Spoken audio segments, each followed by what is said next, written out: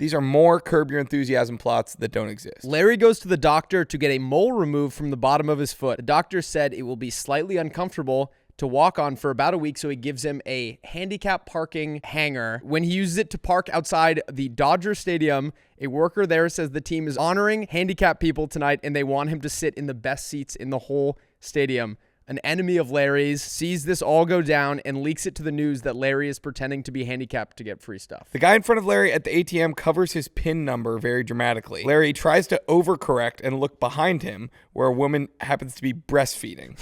She scowls, so he turns back to the ATM. The guy at the ATM then accuses Larry of looking at his PIN, to which Larry insists he was not. To make it up to him, Larry lets the guy watch him type his PIN number, not thinking much of it. Larry then gets his bank account drained before he gets home. Larry thinks his girlfriend is taking the stuffing out of his pillow and putting it into hers to make it more fluffy. When he confronts her about it, she adamantly denies it, but he doesn't believe her. They break up, and then he comes back into his room and sees that because he's been leaving his window open to get a nice breeze, a bird has been coming in and taking the stuffing for its nest. At a dinner party, Larry meets a white guy who tells him he's a writer for Blackish. Larry can't wrap his mind around that and continues to ask questions while Cheryl tries to get him to stop. Another guy at the table turns out to be a reporter for a tabloid and publishes an article claiming that Larry is against diversity quotas in writers' rooms. Larry's cleaning lady tells him that he needs to start doing some basic cleaning around the house before she gets there so that she can really deep clean and not spend her time picking up little bits of trash. Every week, she keeps asking him to clean